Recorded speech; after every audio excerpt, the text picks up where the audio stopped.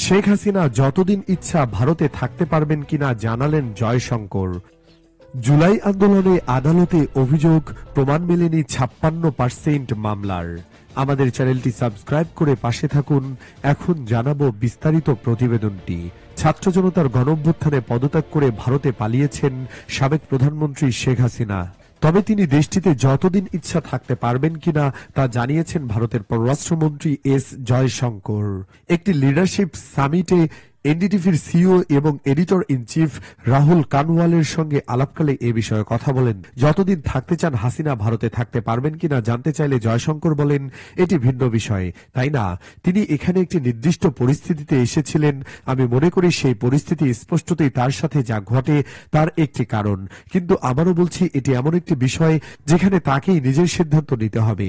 বাংলাদেশের নতুন রাজনৈতিক বাস্তবতার প্রেক্ষাপটে জয়শঙ্কর জোর দিয়ে বলেন, ভারত তার প্রতিবেশী দেশে একটি বিশ্বাসযোগ্য গণতান্ত্রিক প্রক্রিয়া দেখতে চায়। তিনি বলেন, বাংলাদেশে যারা এখন ক্ষমতায় আছেন তারা অতীতের নির্বাচনী প্রক্রিয়া নিয়ে আপত্তি তুলেছেন। যদি সমস্যা নির্বাচন হয় তবে প্রথম কাজ হবে একটি সুষ্ঠু নির্বাচন নিশ্চিত করা। জয়শঙ্কর আরো বলেন, ভারত বাংলাদেশের ভবিষ্যৎ সম্পর্কে আশাবাদী এবং দুই দেশের সম্পর্কে গণতান্ত্রিক মূল্যবোধের ভিত্তিতে সবচেয়ে ভালো অবস্থায় পৌঁছতে পারে। তিনি বলেন, আমরা বাংলাদেশের মঙ্গল কামনা করি। গণতান্ত্রিক দেশ হিসেবে আমরা চাই জনগণের ইচ্ছা একটি স্বচ্ছ ও গণতান্ত্রিক প্রক্রিয়ার মাধ্যমে প্রতিফলিত হোক। জুলাই আন্দোলনে আদালতে অভিযোগ প্রমাণ মেলেনি ৫৬% মামলার। জুলাই আন্দোলন চলাকালে রাজধানীর মিরপুরের ইসিবি চত্বরে হামলায় গুরুতর আহত দাবি করে ঢাকার আদালতে একটি হত্যা চেষ্টার মামলা করেন মোহাম্মদ আজিজ। মামলায় ২৫০ ব্যক্তিকে আসামি করা হয়। তবে তদন্তে নেমে মামলার বাদী অস্তিত্ব এবং সাক্ষীদের খুঁজে পায়নি police bureau of investigation PBI. এই মামলায় যাদের আসামি করা হয়েছে তাদের অনেকেই কখনো ঢাকায় আসেনি। শুধু কথিত বাদী আব্দুল আজিজই নয়, আদালতে দায়ের করা সিআর কমপ্লেইন রেজিস্টার মামলায় অনেক বাদী ও সাক্ষী ভুয়া। তাদের কোনো অস্তিত্ব খুঁজে পাচ্ছে না তদন্ত সংস্থা। ফলে তদন্ত শেষে ওই সব মামলায় অভিযোগ প্রমাণিত না হয় ফাইনাল রিপোর্ট দেওয়া হচ্ছে। এখন পর্যন্ত পিবিআই এর তদন্ত করা মামলাগুলোর মধ্যে ৫৬ ভাগে এমনটি ঘটেছে। এসব মামলার মধ্যে কিছু বাদী নিজেও তার অভিযোগ প্রত্যাহার করে নিয়েছেন। এছাড়া তদন্ত শেষ হওয়ার পর পিবিআই যে ৪০ মামলায় চার্জশিট দিয়েছে সেসবের বেশিরভাগ আসামিও ভুয়া। তদন্ত সংশ্লিষ্ট সূত্র এসব তথ্য নিশ্চিত করেছে। জুলাইয়ের রক্তাক্ত দিনগুলোর ঘটনা নিয়ে মামলার তদন্তের এই হাল কেন, এমন প্রশ্নে পিবিআই এর প্রধান অতিরিক্ত আইজি মোহাম্মদ মুস্তফা কামাল যুগান্তরকে বলেন, মামলায় শত শত লোককে আসামি করা হয়েছে। ঘটনা ঢাকার, অথচ চট্টগ্রাম, নারায়ণগঞ্জ, বরিশাল, কুমিল্লা সহ বিভিন্ন জেলার লোকজনকে ঢাকার মামলায় আসামি করা হয়েছে যারা কখনো ঢাকার মুখও দেখেননি। তিনি বলেন, কে কোন রাজনৈতিক দলের সেটা মামলার তদন্তের বিষয় নয়। যদি সম্পৃক্ততা না থাকে তাহলে কেন কাউকে আসামি করা হবে? আমাদের সর্বোচ্চ চেষ্টা রয়েছে যাতে সাধারণ ও নিরীহ মানুষ হয়রানির শিকার না হন। কিছু মামলা প্রত্যাহার হয়েছে, কিছু মিথ্যা মামলাও আছে। তদন্তে যা পাওয়া যাবে সেটাই দেবে, মন্তব্য করেন তিনি। এদিকে নিরপরাধ মানুষকে মামলায় ঢুকিয়ে হয়রানি করা হলে এর জন্য আইনি সুরক্ষা আছে বলে জানিয়েছেন আইনজ্ঞরা। এ বিষয়ে ঢাকা মহানগর দায়রা জজ আদালতের public prosecutor PP Omar Farooki যুগান্তরকে বলেন, যারা মিথ্যা মামলা করেছে তাদের বিরুদ্ধে আইনগত ব্যবস্থা নেওয়া যাবে। পিবিআই সূত্র বলছে, বৈষম্য বিরোধী আন্দোলনে হত্যা ও হত্যা চেষ্টার ঘটনায় করা ১৯২টি সিআর মামলায় তদন্তের দায়িত্ব পায় পিবিআই। এর মধ্যে হত্যা মামলা ২৯টি, হত্যা চেষ্টা সহ অন্যান্য ধারায় রয়েছে ১৬৩টি। আদালতের মাধ্যমে দায়ের করা এসব মামলার দীর্ঘ তদন্ত শেষে ৭৮টি নিষ্পত্তি করেছে সংস্থাটি। নিষ্পত্তিকৃত এসব মামলার মধ্যে ৯টি হত্যা এবং ৬৯টি অন্যান্য ধারার মামলা। এর মধ্যে প্রমাণিত ৩৪টি, অপ্রমাণিত ও আপোষ বা প্রত্যাহার করা মামলা ৪৪টি। প্রমাণ হওয়া মামলার উল্লেখযোগ্য সংখ্যক আসামি ভুয়া। কোন কোন মামলায় আসামিদের ৯০ ভুয়া থাকার তথ্য মিলেছে। এদিকে নিষ্পত্তি হওয়া ৭৮টি মামলার ৭৭টি প্রমাণিত হয়নি। অন্যান্য ১৭টি মামলা বাতিল, রিকল মূলে নিষ্পত্তি, বাদী কর্তৃক ২৪৮ ধারায় প্রত্যাহার।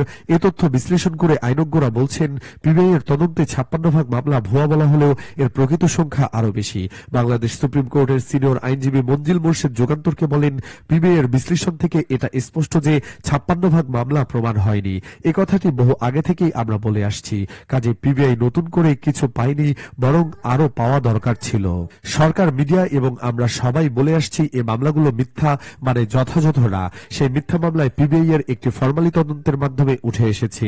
আমাদের সেই কথাই প্রমাণ হয়েছে। তিনি বলেন 60 থেকে 70% মামলা প্রমাণ হবে না, এটা আমরা বলেছি।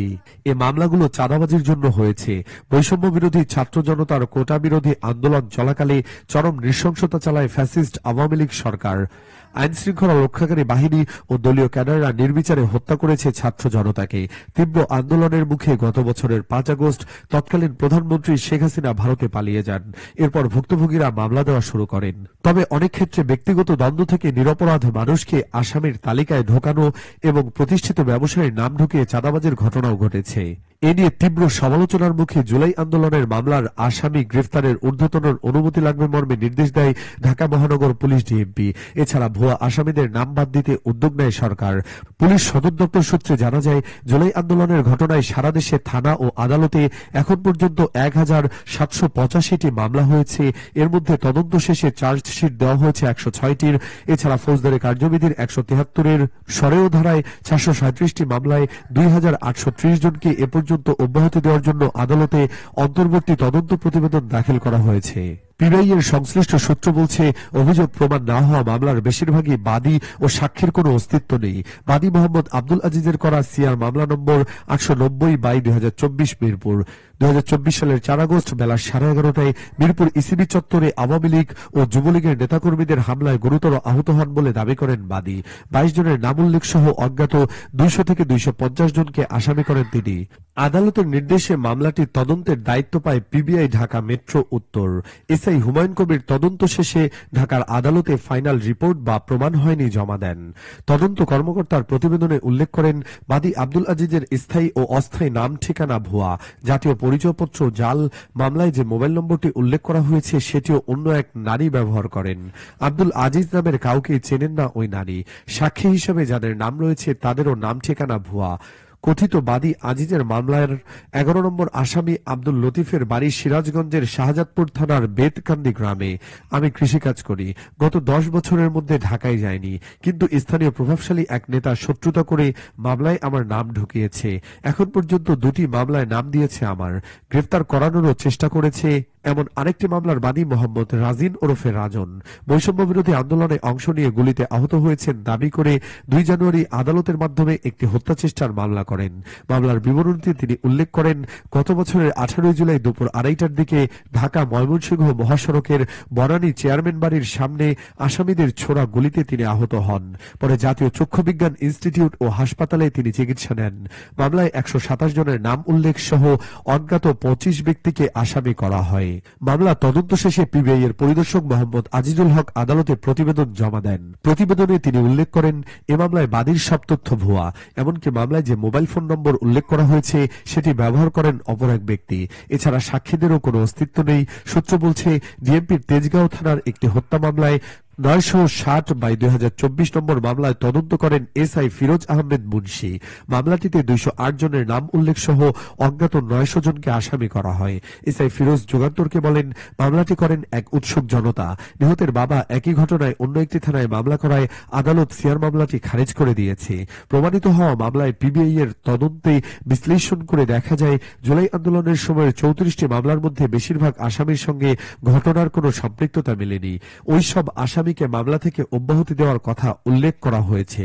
এসব মামলার মধ্যে অন্যতম সিআর মামলা হল 4448/2024, গুলশানের 77.42 ভাগ, 3/2025, তুরাগের 90.40 ভাগ, 541/2024, বাড্ডায়ের 55.70 ভাগ, 770/2024, যাত্রাবাড়িয়ের 48 ভাগ, 902/2024, যাত্রাবাড়িয়ের 84 ভাগ, 767/2024, যাত্রাবাড়িয়ের 67 ভাগ, 995/2024, বলিয়ায়ের 81.81 ভাগ, 384/2024, রাজপাড়ায়ের 66.33 ভাগ এবং 247/2024 জালালাবাদের 82.05 ভাগ আসামি ভুয়া।